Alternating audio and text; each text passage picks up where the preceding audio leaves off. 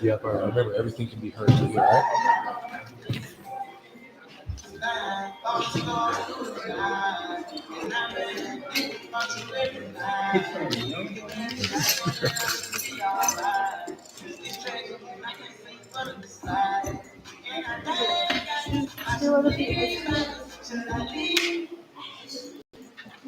Let me stop. Let's see here. What you think? That's good. Yeah. Turn this way.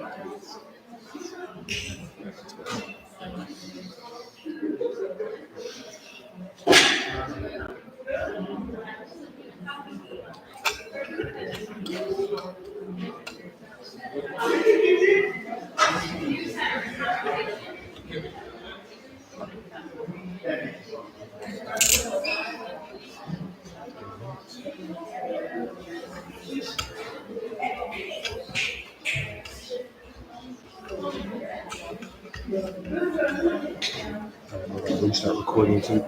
You start recording.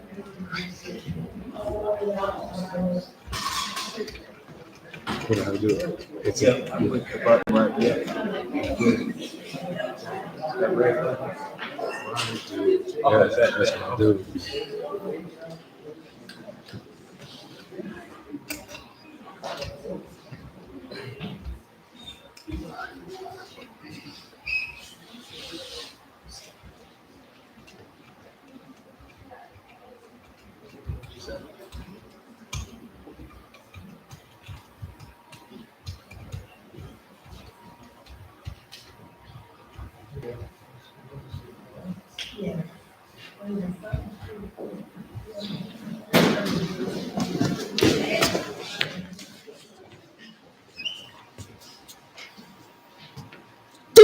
Good damn.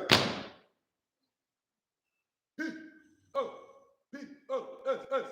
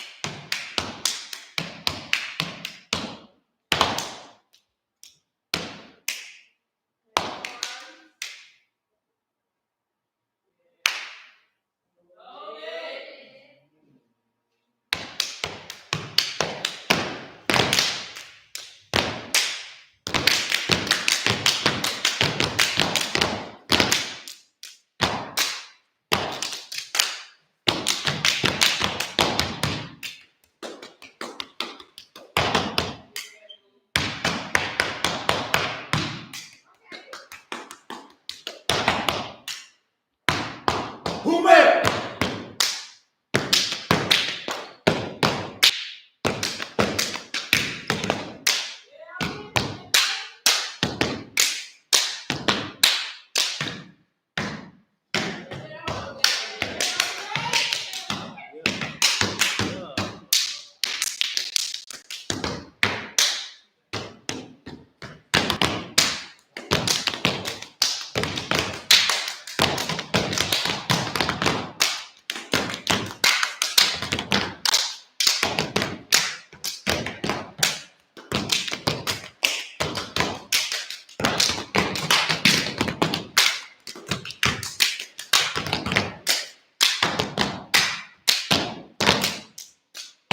Who made?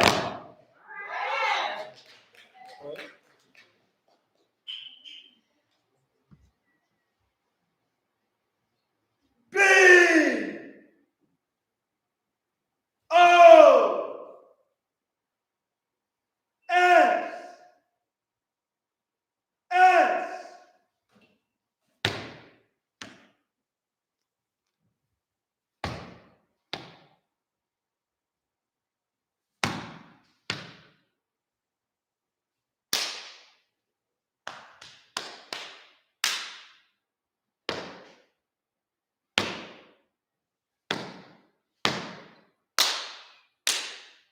The bus bros are here.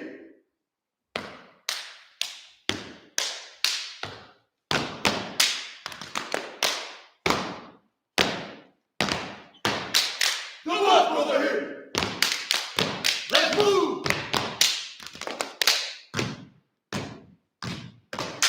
The bus bros are here.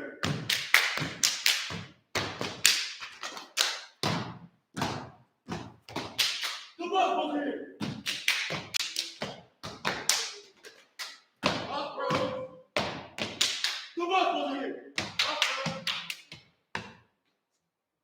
Please give it up for Central State.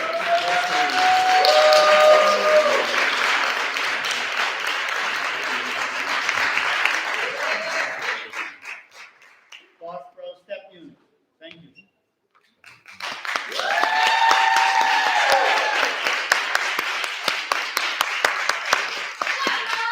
P-O-S-S. Rose. Greetings, everyone. I am John Fleming. I'm the activity director of the theater arts programs here at Central State University.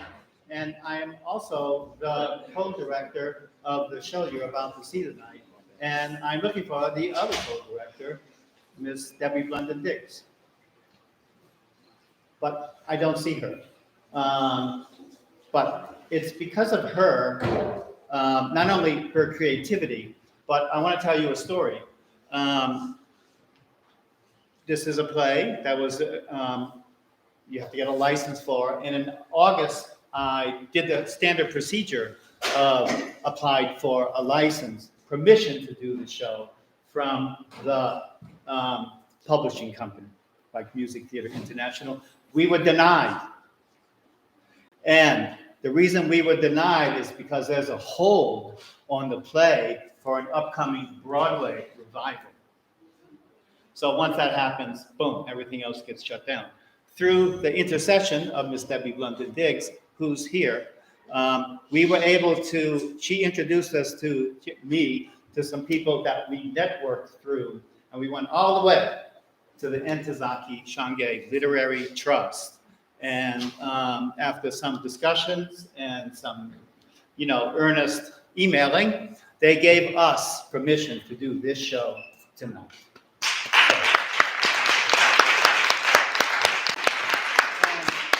It's not because I asked them politely. It's because of you all. Because they want to invest in you all. And I think this is a good place to do that. So I think it's pretty safe to assume that right now, in the United States of America, today and tomorrow, this is the only production of 4 colored girls who have considered suicide when the rainbow is enough happening anywhere. So, that's good. So without further ado, welcome to the show, and we shall begin.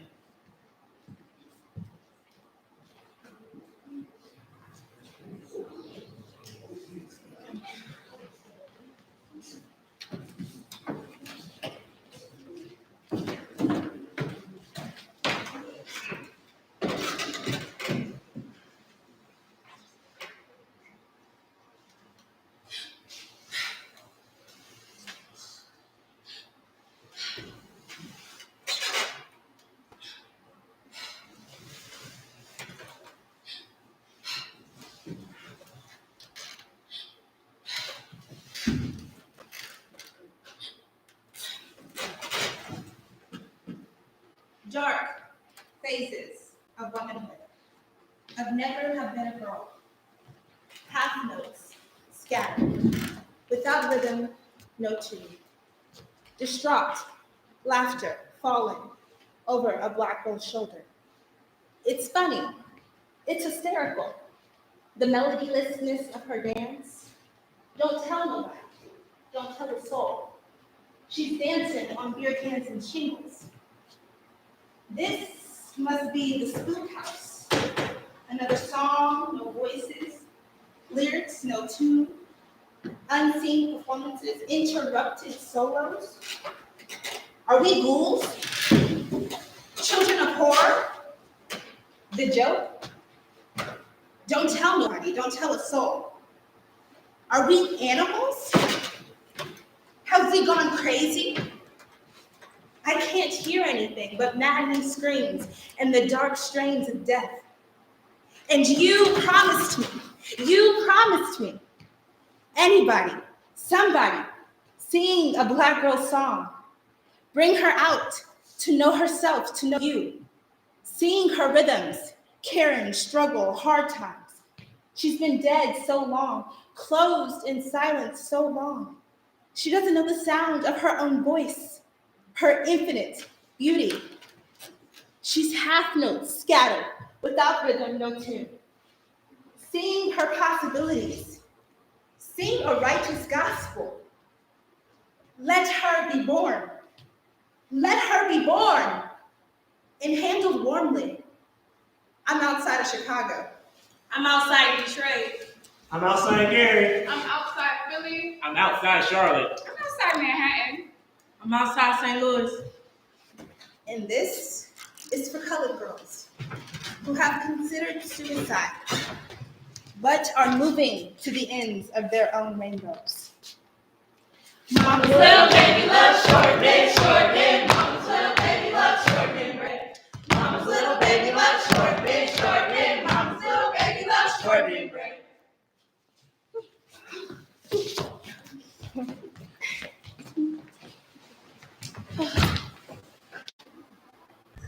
Little Sally Walker, sitting in a saucer.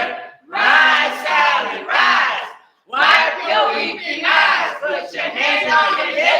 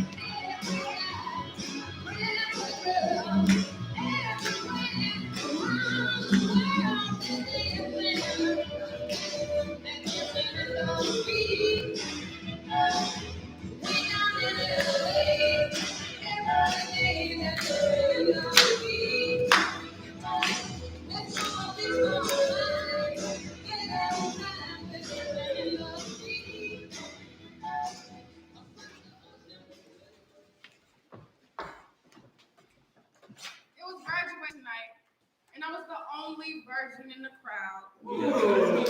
Bobby Mills, Martin Jerome, Sammy Yates, and Randy, all my cousins, all the prettiest niggas in this factory town, carried me out with them in a deep black Buick. Smelling the Thunderbird and ladies in the heat, we rambled from Camden to Mount Holly, laughing and dancing at afternoon speeches, dangling our towels out the windows. That's right. Moving toward the project stairs, moving toward snapping beer cans and get it. All Mercer County graduated that same night. Cosmetology, pre-secretarial college, business, and all moving from mama to whatever was out there. That night, we raced a big old truck from the barbecue stand to see about the party at Jacquees, where folks who had graduated last year couldn't wait to hit it with us. I got so drunk, I couldn't remember whose hand was on my thigh, but it didn't matter. Because Randy, Bobby, Sammy, and Eddie had alternatively been my sweetheart since the 7th grade. And everybody knew I always started crying if somebody actually started to take advantage of me. At Jacquees, Yolanda Mason started sticking her tongue all out as we tumbled out the Buick. And Eddie Jones, that was her liquor stick. But I was dancing. It got so hot. Vincent threw up all in the punch. Randy got all in Tico's face because he was leaving for the Navy in the morning and had to kick ass to show us how bad he was. Seemed like Sheila and Marguerite were scared to get their hair turned messed up, so they leaned against the wall looking almost sexy. But me and my friends, we was dancing. Since 1963, I've won all kind of contests at the Police Athletic League dances. And all of Mercer County knew. Any kid of Martin Yates could turn somersaults, and Smokey Robinson sure could get a woman excited. We danced, doing nasty old tricks that I've been practicing since May, because graduation night had to be hot. And I was the only virgin in the crowd. So I had to make like my hips was into some business. Therefore, whoever thought was getting it was an older man that couldn't run the streets with youngsters. Martin slipped his leg around my thigh, and Adele's mom stayed up and down in the choir room. We was grown. We was finally grown.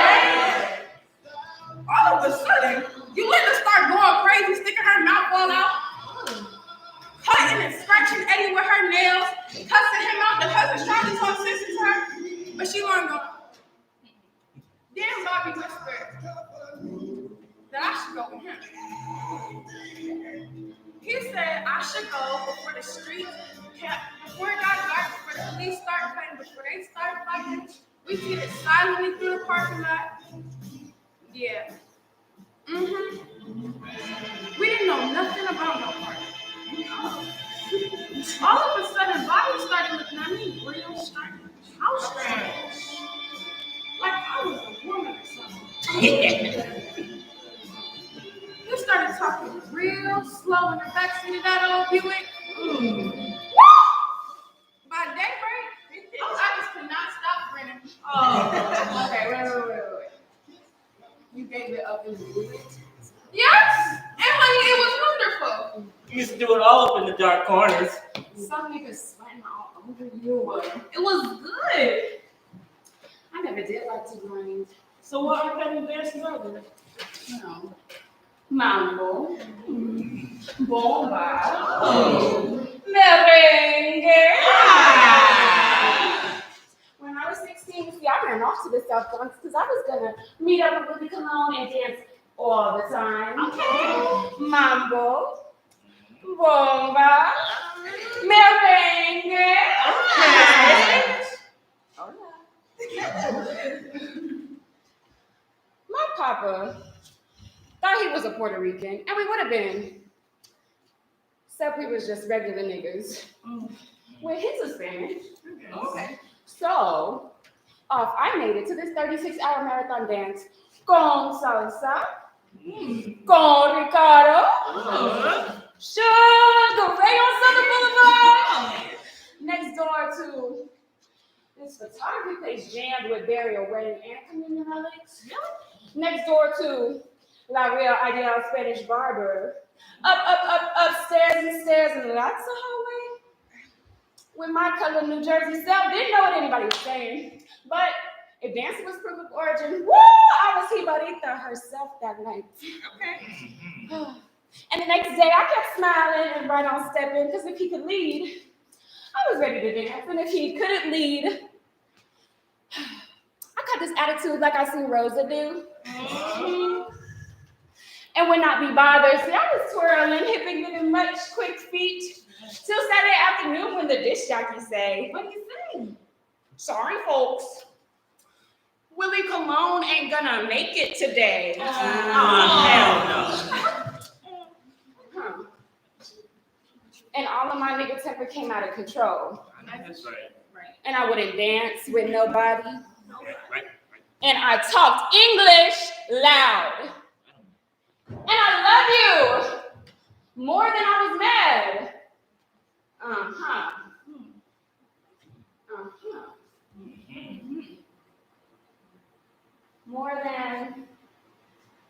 More than when I discovered Archie Shepp in Subtle Blues. Don't you know I wore out the magic of Juju, heroically resisting being possessed. And the sounds are sneaking in underage to slugs to stare at a real artiste. And every word out of Imamu's mouth was gospel, because if Jesus couldn't play a horn like Shep could, wasn't no need for colored folks to bear no cross at all. And poetry is my thank you for music. And I love you more than poetry. More than Aureliano loved Macando, or more than Hector loved himself. More than the lady loved gardenias, or more than Celia loves Cuba, or Graciela loves El Son. More than the flamingos. Who shoo-doo-doo, I love being pretty. Okay. Dang it. Oye, negro. Te amo más que. Te amo más que. When you play your flute. Te amo más que. Te amo más que.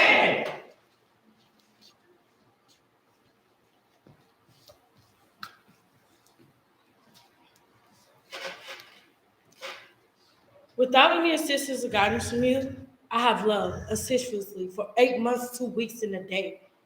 I been stood up 4 times, left 7 packages on your doorstep, 40 poems, 2 plaques, and 3 handmade note cards. I left town so I could send you. You have been no help to me. You call me at 3 in the morning on weekdays so I can drive 27 miles across the bay before I go to work. Charming. Charming. But you have been no help to me. I want you to know this was an experiment to see how selfish I can be, to see if I can carry on the snare of a possible lover, to see if I'm capable of lowering myself for the love of another. And I cannot. So, without any assistance or guidance from you, I'm ending this affair. Here's the note attached to the plant I've been watering since the day I met you.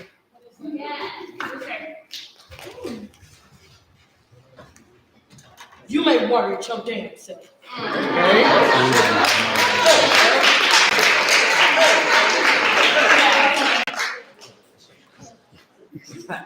don't want to write in English or in Spanish. I want to sing, make you dance like the bata, dance, scream, twitch hips with me. Cause I done forgot all about the words, ain't no definition. I want a world with you. Whipping, rambling on the corner of the ballpark where the rug used to be. Throw your head, turn your leg. Let Willie Cologne take you out. I'm on the Lower East Side of New York City, and I just can't talk to you right now. We gotta dance to keep from crying. We gotta dance to keep from dying. So come on. Come on. I'm a poet who comes to speak the words with you. I comes to speak English. We comes here to be dancing. We come to share our worlds with you. We come here to be dancing, to be dancing, to be dancing. Bye,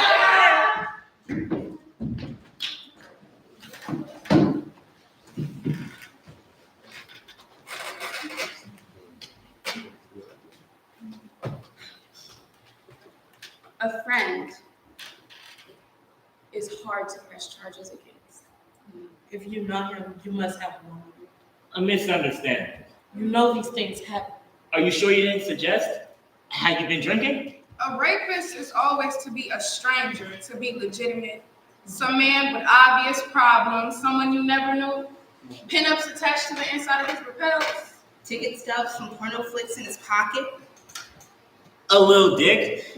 Or just a strong one. Or just a brutal virgin. These men are our friends. Who smell nice, stay employed, and take us out to dinner. Lock the door behind you. With fist in face to fuck. Who make elaborate Mediterranean dinners and let art assemble carry all ethical burdens while they invite a couple of friends over to have us, are suffering from latent rapist bravado, and we're left with the scars. Being betrayed by men who know us. And expect, like always, the stranger we always thought was coming. That we will submit. We must have known.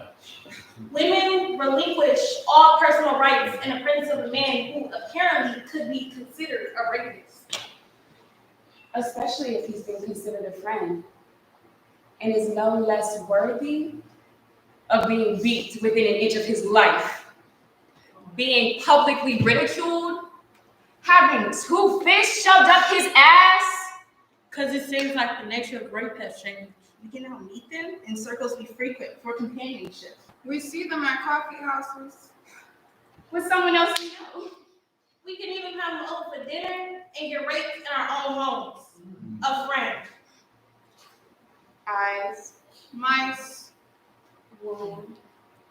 Nobody.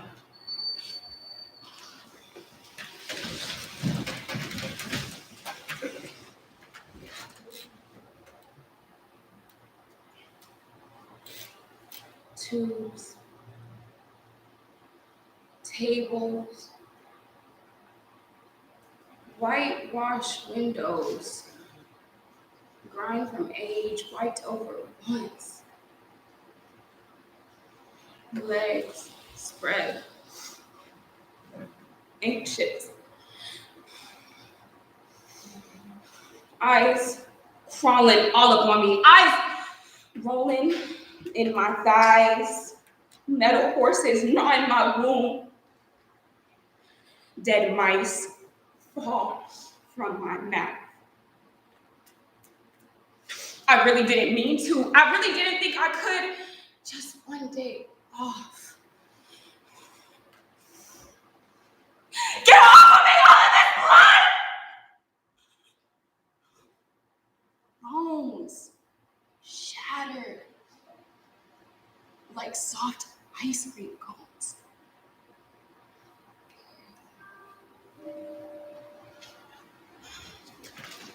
I couldn't have my friends looking at me pregnant. I couldn't have people look down and see this dying dangling between my legs. And I didn't say a word, not a sigh or a fast scream to get those eyes off of me. Get them steel rods out of me, please, please, this hurts me. And nobody came because nobody knew. Once I was pregnant and ashamed of myself.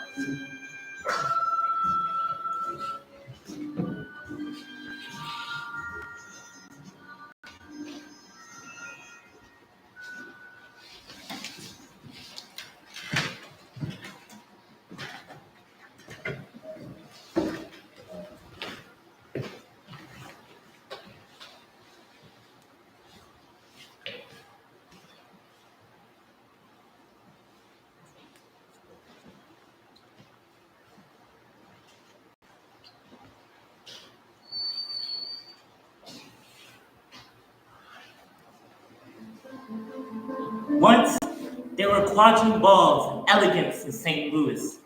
Lace mulattoes gambling down the Mississippi, to Memphis, New Orleans, and Oka crepes near the bayou, where the poor white trash would sing, moan, strange liquid tongues through the swamps. Sachita had heard these things. She'd move as if she'd known them. The silver and high-tuned laughing, the violins and marble floors. Sachita pushed the clinging delta dust with painted toes. The patchwork tent was polka-dotted, and stale light snatched at the shadows, and Creole Carnival was playing Natchez for 10 minutes. Her splintered red garters, gin-stained and itchy on her thighs, black diamond stockings darned with yellow threads, an old starched taffeta can smelled abundantly orange from her waist around the slendering chair.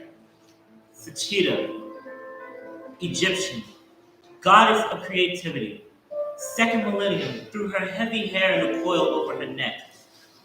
Sachita, goddess, the recording of history, spread crimson oil on her cheeks, waxed her eyebrows, and unconsciously slugged the last hard whiskey in the glass. Sachita had learned to make allowances for the distortion, but the heavy dust of the delta left a tinge of grit and darkness on every one of her dresses, on her arms and her shoulders. Sachita was anxious to get back to St. Louis. The dirt there didn't crawl from the earth into your soul. At least in St. Louis, the sky in the store-bought, second-hand. But here in Natchez, God seemed to be wiping his feet in her face. One of the wrestlers who finally won tonight, the mulatto, Raul, was supposed to hold the booming half-cast searing eagle in a bear hug, 8 counts and wears, and fall out the ring and do a searing eagle in for good. Sachita could hear the redneck swoops and slapped him on the back as she sparsely gathered her sequin skirts and tugged the waist clencher from under her graying slips. She made her face immobile. She made her face like Nefertiti approaching her own tomb. She suddenly threw her leg full force to the canvas curtain. A deceptive glass stone sparkled on her ankle. Her calf was taunting in the brazy carny lights. The full moon, Sachita, goddess of love, Egypt, second millennium, performing the rites, the conjure of men, conjure of spirits, and Natchez. Sachita was slashed fiercely through the crack of night, and gold pieces hitting the makeshift stage, her thighs. They were aiming points between her thighs. Sachita, Egypt, Goddess, harmony, kicked viciously through the night, catching stars between her toes.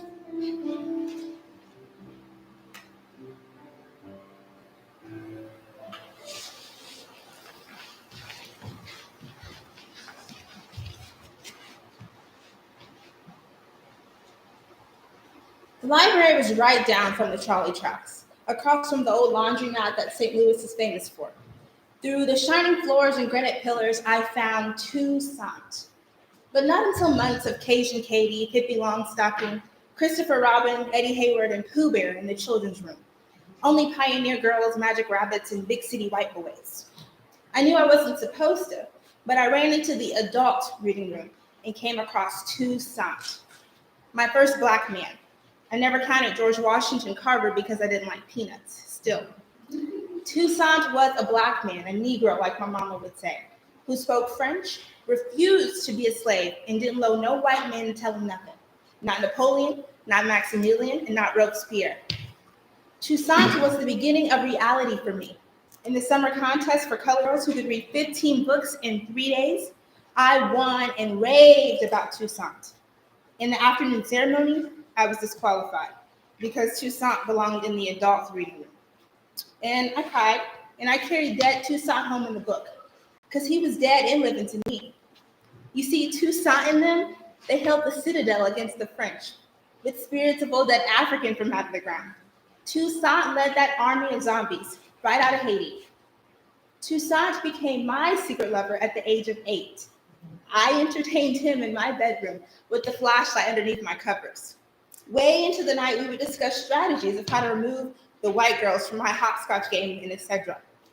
Toussaint was laying right next to Raggedy Ann, and I decided to run away from my integrated home, integrated street, and integrated school. Yeah, 1955 wasn't a good year for little black girls. Toussaint said, let's go to Haiti. And I said, all right. So I packed up some very important things in a brown paper bag so I wouldn't have to come back.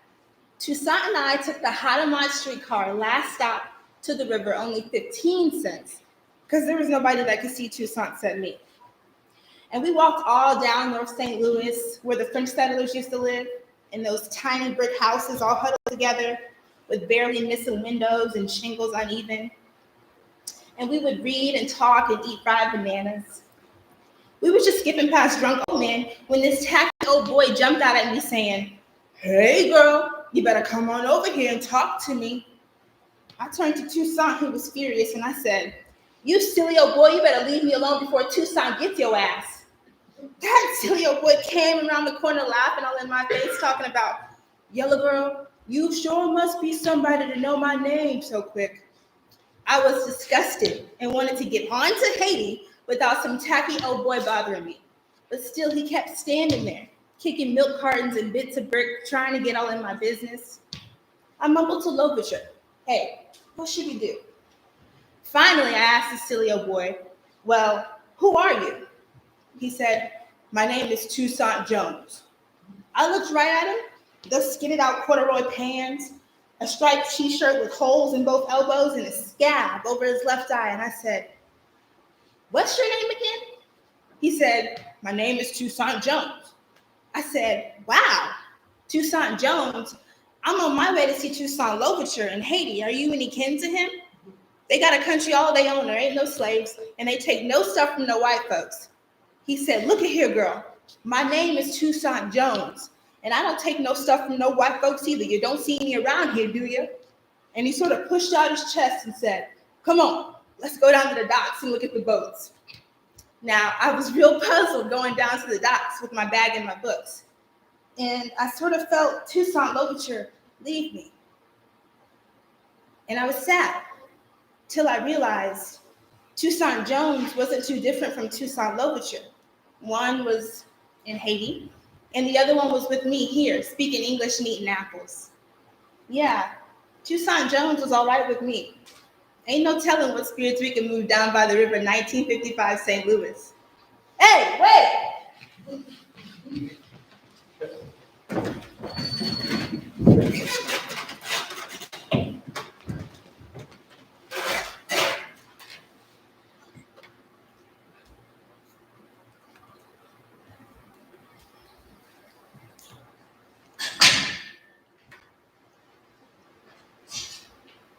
Orange butterflies and blue silk assist between her bosoms.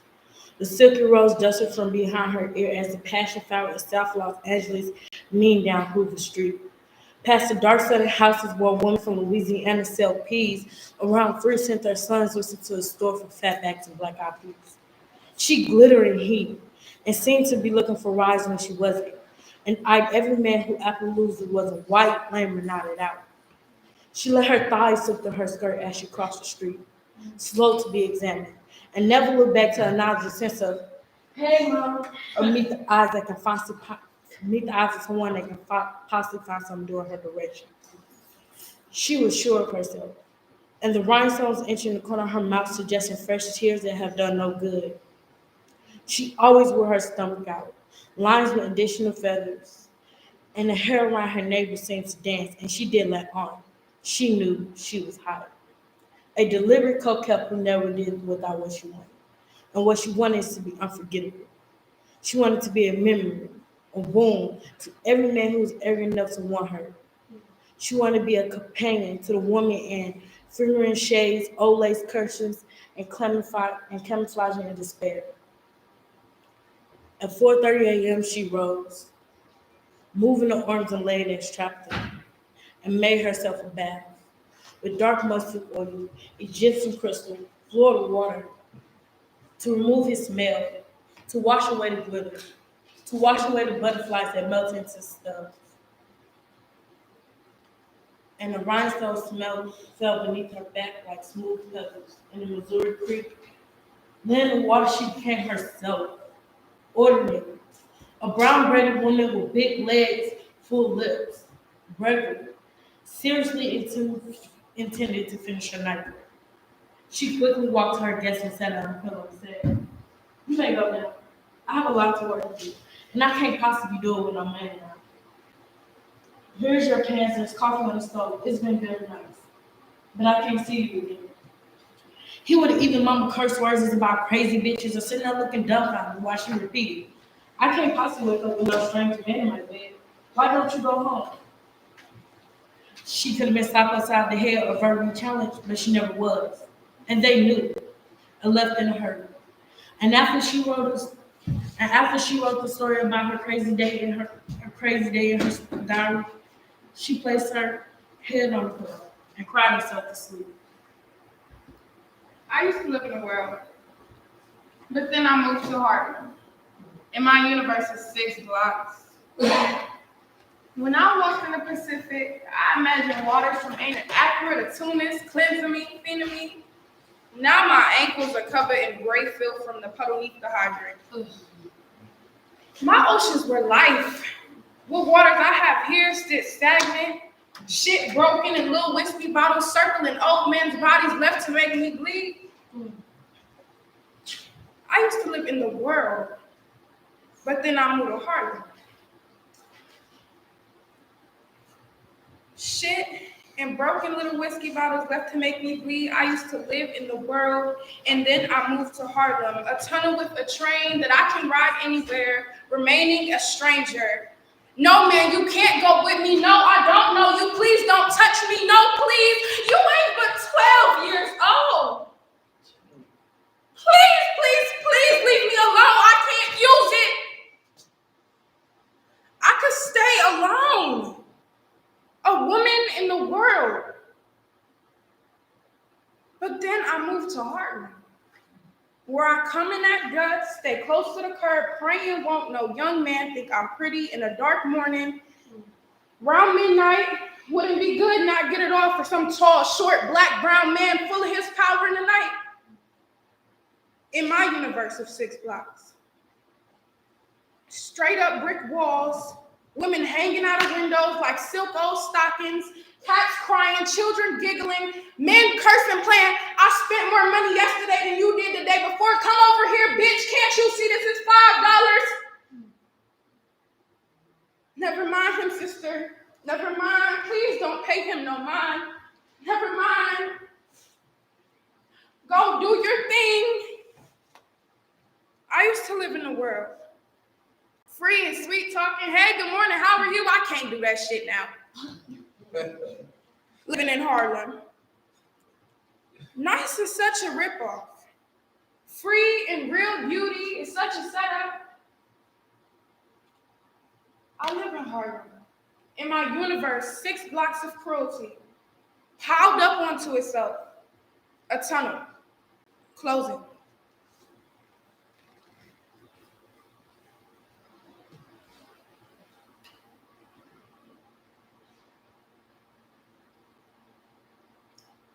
Ever since I realized there was someone called a colored girl, an evil woman, a bitch, or a nag, I've been trying not to be that and leave bitterness into somebody else's cup. Come to somebody to love me without the deep and nasty smell of scold from lie, or being left out in the streets whispering, bitch, slut, nigga. Get out of here with all that, because I didn't have any of that for you. I gave you what joy I found, and I found joy. Honest fingers wrapped around my neck, with live musicians on 78s from Cuba, or dead musicians on $5 LPs from Chicago, where I have never been. So there is no need but dance. And when I dance like that, there's nothing that can hurt me. But still, I get tired of having to come off the floor and there's that woman that hurt you, who you left 3 or 4 times and went back to. And you put my heart in the bottom of your shoe and you went back to where you hurt. And I had nothing. So I went to somebody that had something for me, but they weren't you. And I was on the way back from her house in the bottom of your shoe. So this is not a love poem. This is a requiem for myself, because I have died in a real way. Not with aqua coffins and Cadillac doo-wops we used to joke about back when we were messing around, but a real dead loving is here for you now. Because I don't know anymore how to avoid my face wet with my tears. Because I have convinced myself that colored girls have no right to sorrow. And I have lived and loved and left sorrow on the curb allegedly for you, but I know now I did it for myself. I can't stand it. I can't stand being colored and sorry at the same time. It's so redundant in the modern world.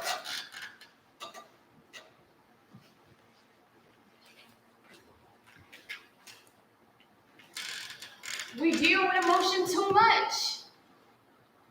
So why don't we just go on ahead and be white then?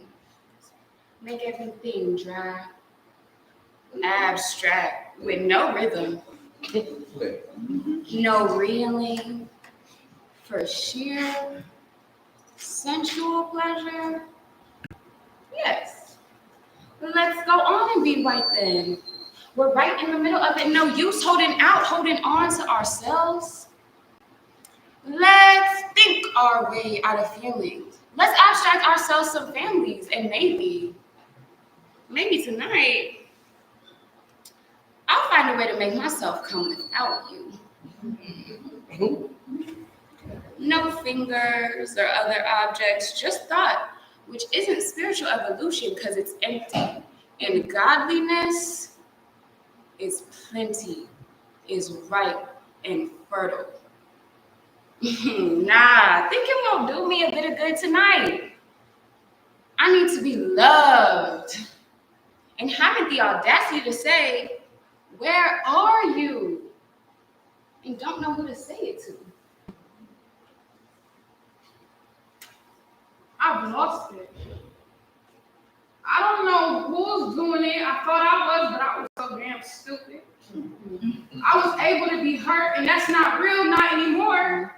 If I'm alive, and that's what I was discussing, how am I alive with a dependency on other living beings for love? I survived on intimacy and tomorrow, and that's all I've got going. The music was like smack, and you knew about that. And still refused. My dance was not enough, and it was all I had. But I guess being a woman and being colored is a metaphysical dilemma that I have not conquered yet. My love is too delicate to have thrown back on my face. My love is too beautiful to have thrown back on my face. My love is too sanctified to have thrown back on my face. My love is too magic to have thrown back on my face. My love is too Saturday night to have thrown back on my face. My love is too music to have thrown back on my face. Music, music, Dang, dang, dang, dang. music, Yank, yank, a dang, dang. music, dang, dang, dang, dang. Come on, y'all. Delicate and beautiful, all sanctified, magic, incompetent, incompetent, incompetent, incompetent, incompetent, incompetent.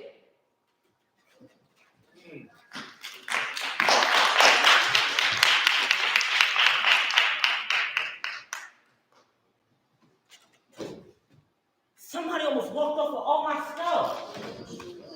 Not my poem or a dance I gave up in the street, but somebody almost walked over all my stuff, like a kleptomaniac working hard and then forgetting while stealing. Somebody almost walked over all my stuff and didn't care enough to leave a note home saying I was late for my solo conversations or 2 sizes too small for my own tacky t-shirts. What can anybody do with something with no value on an open market? Did you get a dime for my things? Hey man, where you going with all my stuff? This is my trip and I need my stuff to ooh and ah about daddy. I got a mainline number for my own shit. Now why don't you put me back and let me play this duet with this silver ring in my nose? Honest to God, someone almost walked over all my stuff. And I was standing there looking at myself the whole time. And it wasn't a man who took my stuff, it was a spirit. It was a spirit that I made too much room for. It was a lover that I made too much room for. If it's my stuff, you gotta give it to me. What do you gotta give to me anyway? I'll give it to you. Yeah, I'll give it to you. Around 5 o'clock in the winter when the sky is blue, red, and Dew City's getting pressed. If it's really my stuff, you gotta give it to me. And if you really want it, I'm the only one who can handle it.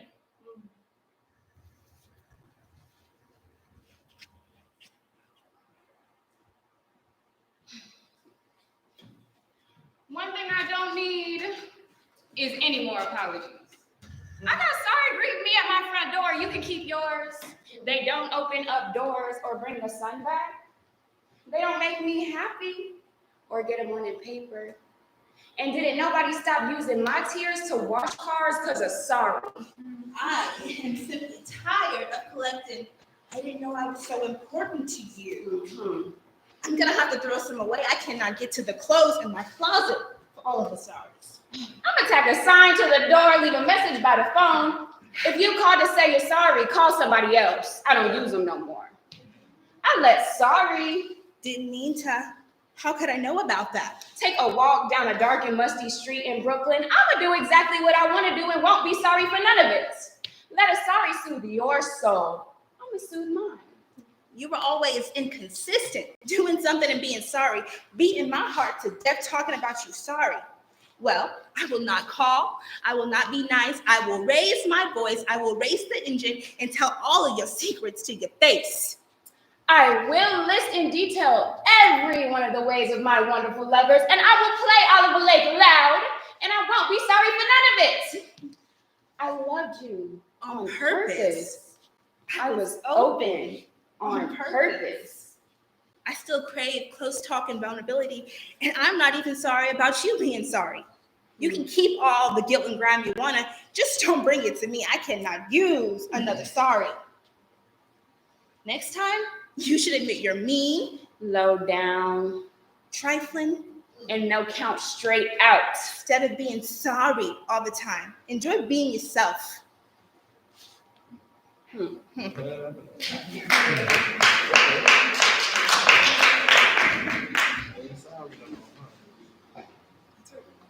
There was no air. Sheets made ripples under his skin like crumpled paper napkins. Shit between his toes like the biscuits from the night before. Sweat ran down his skin and tucked the sheets in under his limbs like a cold frozen piece of chicken. There was no air. There was no air. He could see the street lights from his room in the alleyways, dancing and dancing in the night. There was no air.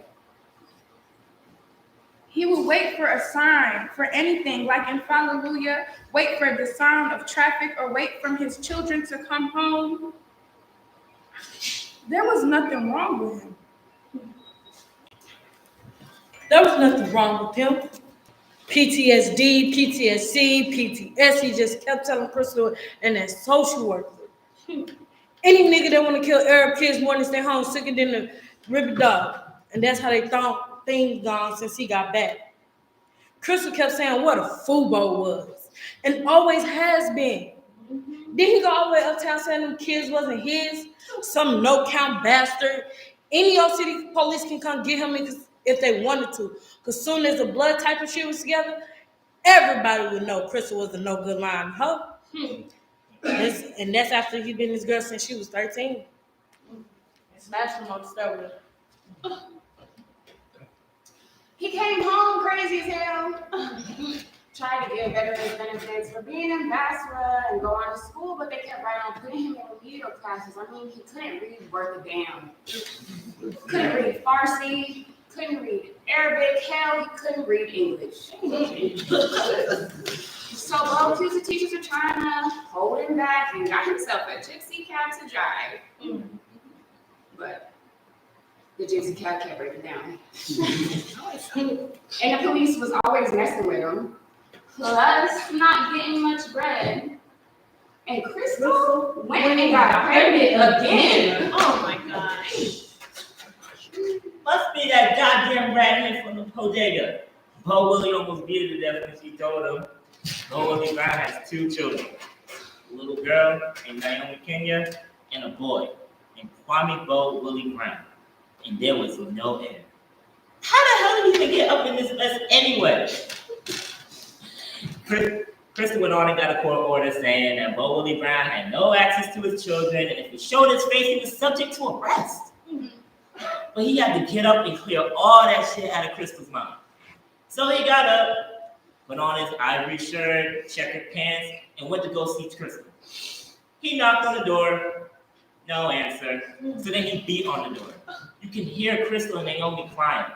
Bo broke down the door, and she could see her standing with the 2 children in front of her.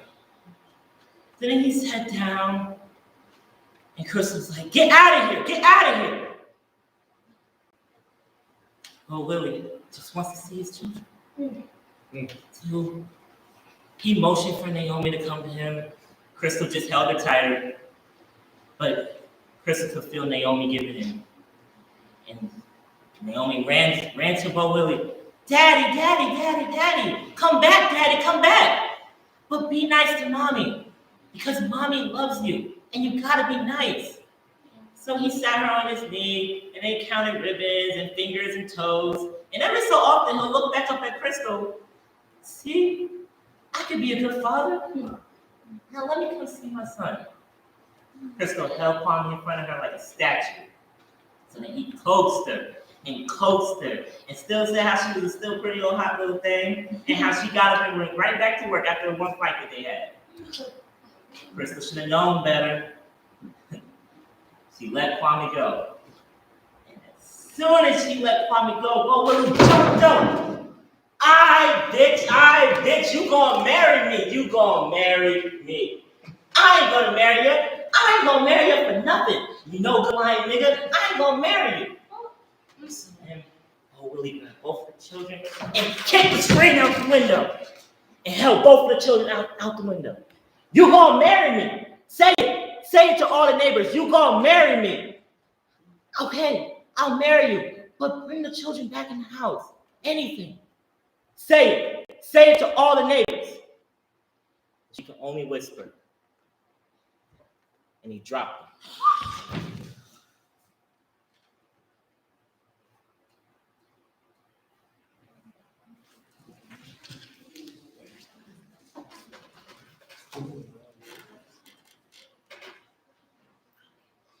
I was missing something. Something promised. Something important. A land. A land. A land. A land. A land. A land on of hands. Fingers near my forehead. Strong. Cool. Moving. Sense. Pure. All the gods coming into me, laying me open to myself. I was missing something. Something promised. Something free. A land on of hands. I know about laying. Laying on bodies, laying out a man, Mm-hmm. bringing him all of my fleshy self and some of my pleasure, being taken full, ether wet, like I get sometimes. Oh. Yes. I was missing something. Not a boy. Land open. Not a man. Not my mama. Holding me tight. Telling me how I'm always going to be her girl. Not a land on a bosom or womb. A land on of hands. The holiness coming into me.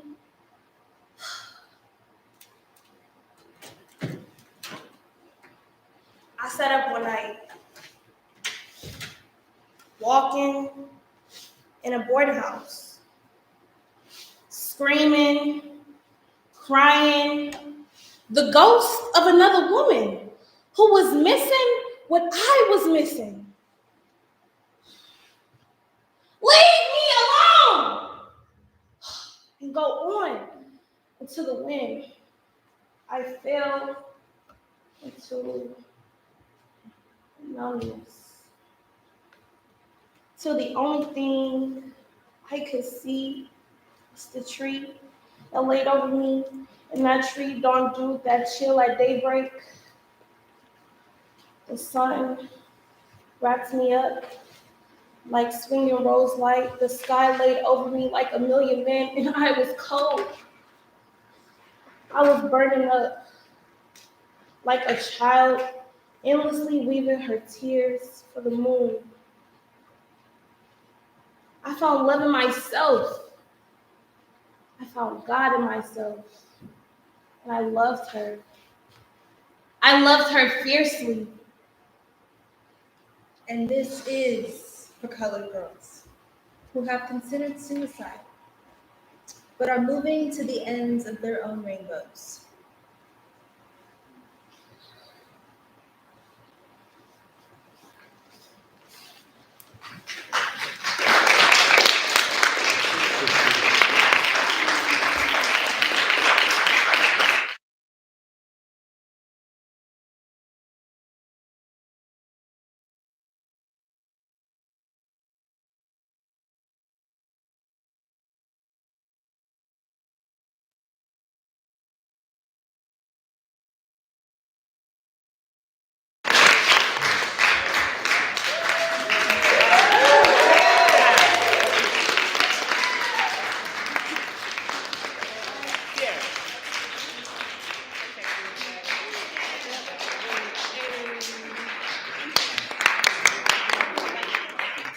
Hold on, everyone.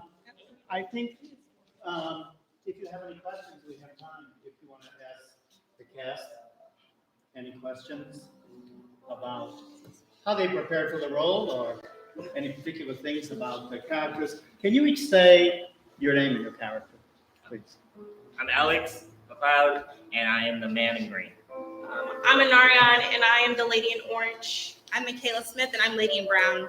I'm Savannah, and I'm the lady in yellow. I'm Alexis, and I am the lady in blue. I'm Laroya, I'm lady in red. I'm Joshua, I'm the man in gray.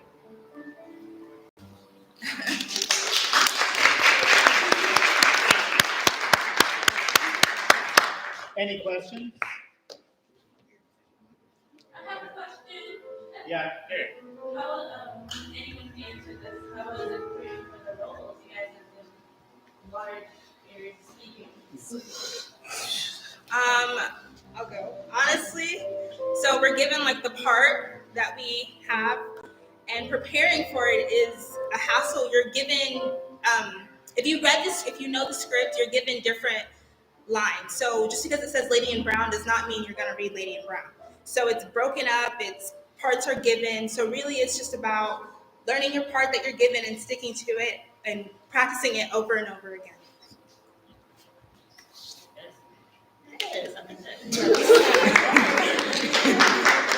Yes?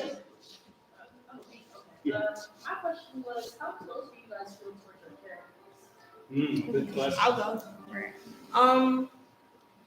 Well, all these characters are women, so all these pieces should have mentally connected with every female here, but not just that. It's deeper than that because guys play the biggest role in your life because no one asks what goes on in their minds. So it's like we got to express every inch of what we go through in day-to-day life as college students, as regular people. So it was just a big way to express who we are. And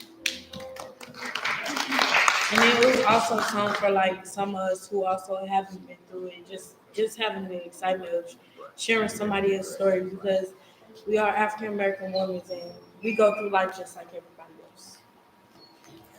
There's a question over here. After finishing the play, would y'all consider yourselves true colored girls? Well,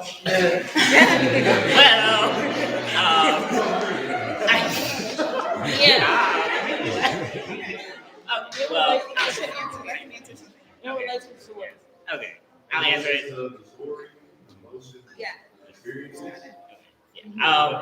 Being that I'm telling a woman's story, I guess I'm just telling a story for someone who isn't currently here anymore with us. So, related to my personal life. So, yeah. Ms. Plumpton Dix and I, at the very beginning, decided that we would cast this in a non-traditional way, and that, Alex and Joshua do a lot of shows here, and they wanted to do the show, so we said, why not? That, brown and gray are not colors of the rainbow, so, but they fit in to the story as Alex just said. Good question. Indeed. Anyone else?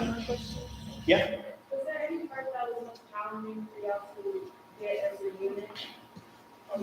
Oh yeah, I would say our group parts. We did have a lot of challenges on that one, but as y'all see, we got together.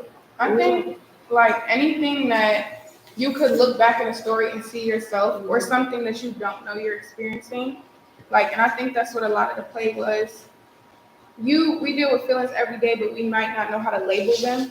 So like reading your script and seeing everything that you're feeling, and it's like, I didn't even know how to express that thought. So like some of like the poems that we did have to read, I know in my parts that it was things that I was feeling, feelings of being overwhelmed that I never addressed. So it is hard hearing your own problems out loud because just hearing it doesn't mean you have a solution. Yeah. But hearing it allows you to know that there's other people going through it. So it is a healing thing at the same time.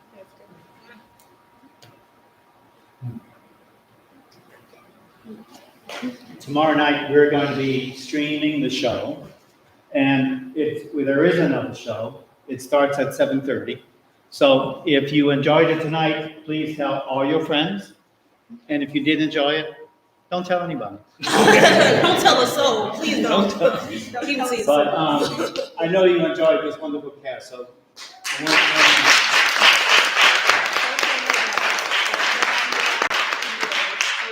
All right, thank you all. There can be hanging around if you want to express your activity. Yeah, we can close out of that. Okay, shall we go to the, It's gonna take me a while to get this in. That's why I want to do it here. It's gonna take me a okay, while. let's do it here. And then the questions. We're gonna do it here so that we don't have to set up. Nice. Let's set up then. Yes, sir. Do you mind if I read the questions off my phone also? No, not at all, but I think sit there.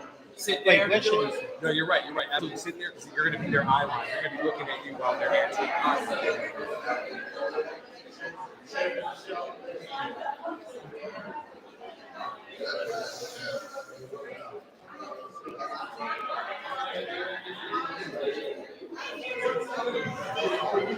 Let's see, Josh, you're on the second. You're on the second take. You're on, he's gonna do it next time. You're on the second.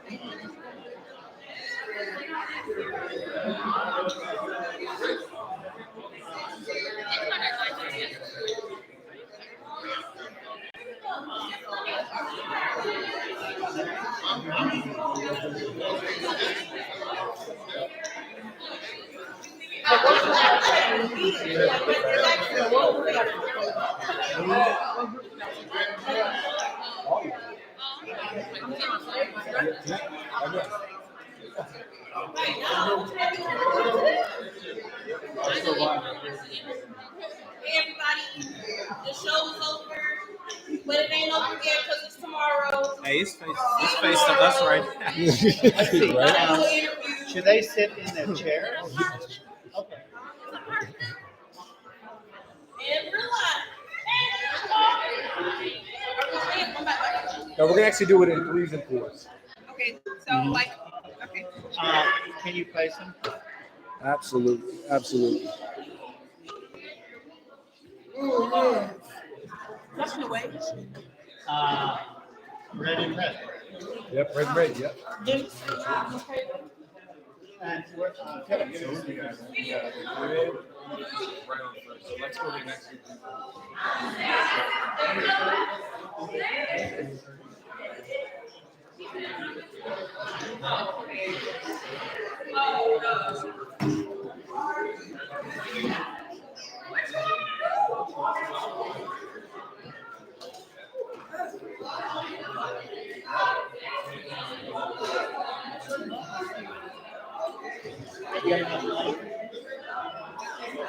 Oh yeah, it's gonna be good. That's good.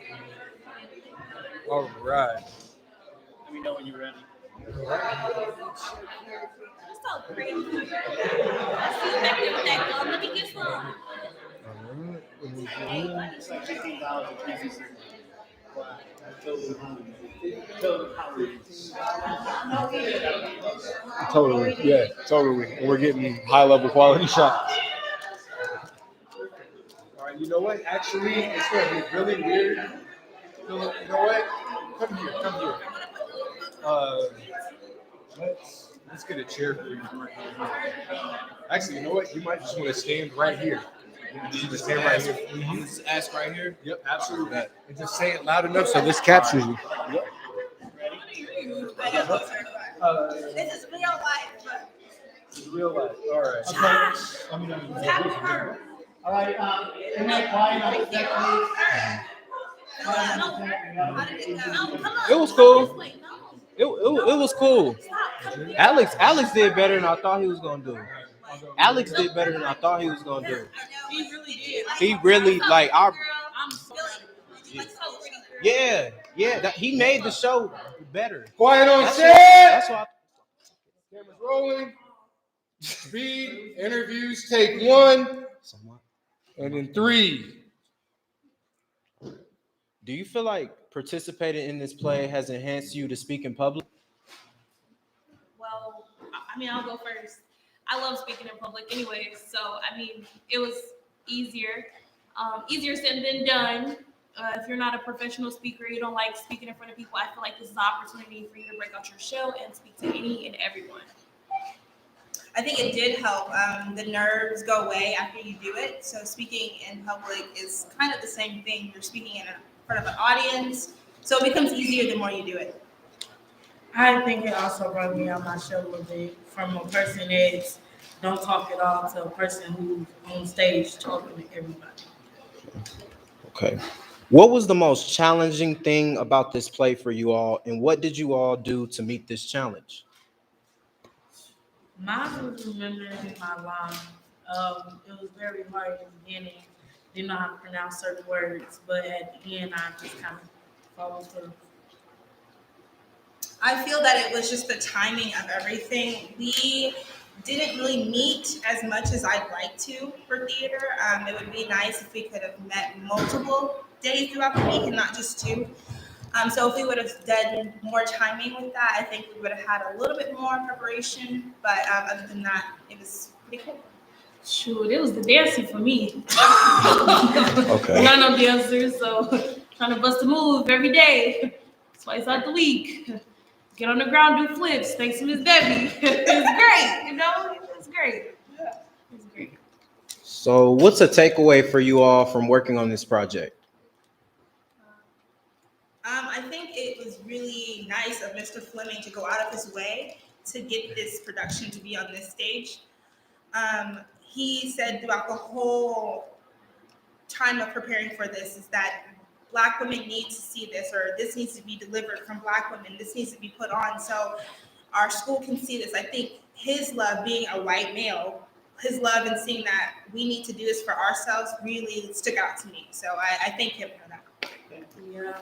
I also feel like when you take it away from this, it's not only just to give me a chance to be on stage and to show people what I can do, but just to tell a story that might help someone later on in life. My biggest takeaway would probably be to not let your happiness be taken over by a man or society's opinion on you, because your happiness is you. Your happiness depends on what you put out into the world and what your takeaway is. So that was probably my biggest thing, is depending on you to make you happy. Okay. Have you all found that working on this play has helped you all in your other classes? Yes and no. Okay. This play had took a little bit of attention away from a little bit of attention away from classes, but it's also letting me know that hard work gets you to where you want to be. Okay. I think the memorization, me being able to memorize a big monologue, pages and pages of paragraphs, now I feel like I can memorize anything for studying. So Probably keeping a count on times and transitions is probably my biggest thing. Okay. Trying to make sure you move it in a quick pace and you're not moving too slow or too fast. Probably my biggest takeaway. So yeah, because you gotta get where you gotta go, especially for class, and you gotta get stuff done in a certain amount of time. So yeah. Okay. Would you guys do any other plays at Central State? I plan on doing the next one. All right. Heck yeah. Yes, I would. Thank you. And we're cut. No, wait, what did you say? Oh. That's it. I could do that more often. That's fine. Like that on camera interviewing. Yeah. Okay. Oh, okay. Good. We're gonna get the next one up. Okay. Next interviews. Oh, we got. Okay. Oh, shit.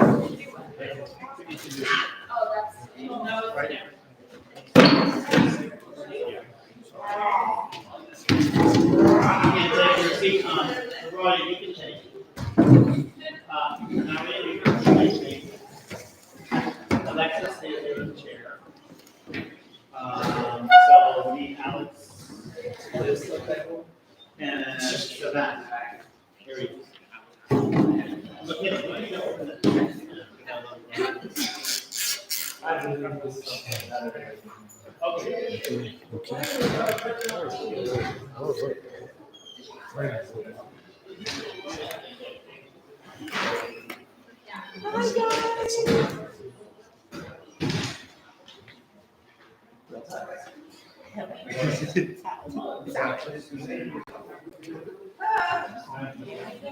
And frame this up here.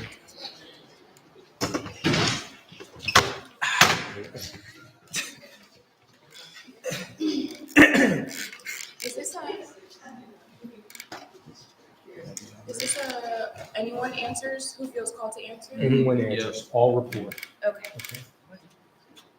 Josh, that includes you as well. Okay. And then quiet on set, cameras rolling, speed.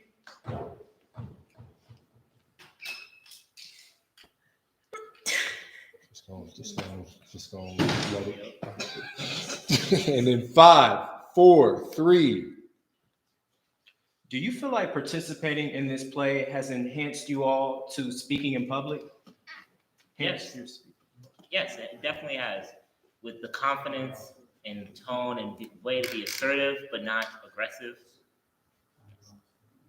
I think by forcing yourself to have to be vulnerable with some of this content, like she says, like being Black is a metaphysical dilemma. When you're faced with this kind of material and you have to present it in the way that it's meant to be presented, you have to have some sort of, you have to pick it up a little bit. So I think, yes, absolutely, it helps us become better at public speaking. I agree completely. I do think that there's a sense of obligation that comes with this poem and this play and these collections of poems. As a Black woman, it is important. So despite how you feel about public speaking, you understand the importance of what needs to be said. So it kind of brings you out of your fear and you get more comfortable with vulnerability, I should say. Well, I didn't say much, so I didn't get much chance to display my public speaking skills, but I will say that it helped me show more emotion to people, how to react to certain things. So it was good for that. What was the most challenging thing about this play for you all? And what did you do to meet this challenge? Well, coming from a different perspective, being that I am a man playing the character, connecting with it on my level. It's not something that I deal with every day, but I know there's people out there that do. So trying to find that connection is definitely a challenge. I think in a way this work kind of forces you to start healing. My monologues and work specifically made me feel like I was looking at my shadow self in the mirror. And you have to deal with the things that you don't know that you have to deal with. And all these things, these feelings, these undealt with emotions come to the surface, but then you also get the gratification of healing and what that feels like. So although it was extremely challenging, we were also equally as rewarded. It's equally as rewarding work. My biggest challenge was I did enter the cast later than everyone else, and that was like there was already, I think, a sense of connection that if they knew each other, anything that they had that I felt like I didn't have initially. So not only did I have to connect to the characters, I had to connect to the cast. And being vulnerable in front of people who you don't know is hard. Like, let alone the audience, being vulnerable every day in practice, every day being coached on how to express emotion is hard. And watching it in front of other people and watching them improve, it's exciting. So the challenge is all, I guess, played out in a way that it didn't seem challenging, but initially it was a difficult process for me. Well, my biggest challenge was adapting to the roles that I had to take. When I joined this production, I originally thought it was going to be a lot more dancing scenes, but as things move along, things change, and had to develop another role for me. So we got to do the little big dance. It was a nice number, and then throughout the show, I'm back there, just for support, feeding off each other's energy. Okay. What's the takeaway for you from working on this project?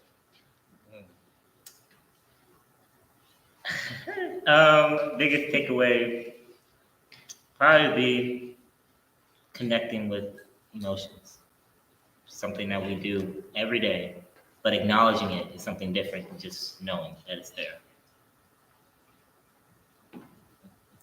My biggest takeaway is probably taking joy in the comfort of intersectionality, your experiences, what things we have experienced that are alike, how we feel similar, and also how we feel different, and how that is equally as beautiful. I can take away the fact that this is like a credential for you. It is something that you can look at and say that you did, like regardless of whether you knew you could do it or not. I originally seeing all the lines, I was overly nervous by the fact that it was a lot of lines to never have done a play before. So taking away is just a thing, like another thing that I can say I did and I'm capable of doing. It's really reassuring.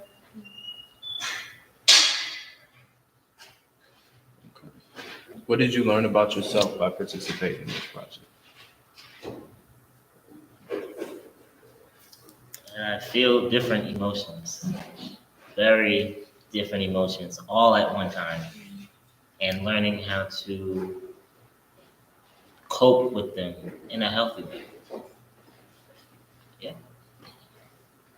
Come back to me. Okay. I think that I learned about myself that I'm like a introverted person. I don't really feel comfortable around a lot of people at a time. So it's refreshing to know that strangers can support you. It's like, it's a really weird feeling because you feel a sense of closeness that doesn't really have to do with time. It's with what you are doing. So that was a cool thing that I learned about myself, that in practice, you can become open with people despite how long you know them. You want me to go? Okay. I think prior to this process, I probably took myself way too seriously. I do tend to take myself quite seriously, and although that's not a bad thing, I think we should all take ourselves seriously. There has to be room for play. Your inner child has to breathe. She has to grow. She has to be able to play or play. And so that's what this process has done for me. I mean, yes, it was a painful process, but it was beautiful. Like, it was a playground at the same time. What I learned during this production is how to be patient, how to roll with the punches as they come. Like I said earlier, it changed as time went on, but I stuck through with it, and I'm glad I did. It was fun. Have you all found that working on this play has helped you in other classes? Yeah, be confident in the choices that I made. Without confidence, there's really nothing. That's just how it is. I think outside of practice, I could take into my classes and everything that there is glory in being a colored woman. Like, it is a thing that I take for granted because I've been Black all my life. So I'm not reminded of how beautiful it is until there comes an instance where I'm reminded that it isn't. And I feel like a lot of times we do take, oh, I'm a colored girl, and we only get that hype about being colored when someone challenges it. But it is an everyday experience that we walk, we talk, we act a certain way that is not matched. And this play really brought light to that. Like, it is a beautiful thing just being a colored girl every single day.